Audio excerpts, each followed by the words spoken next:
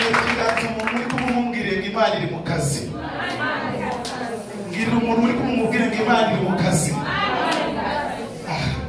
Kuba ugihumeka Imana iri mu kazi. Kuba utapfuye Imana iri mu kazi. Kabera Imana amashyi n'amwe dushima mu izina rya Yesu. Ukabizamuye haleluya.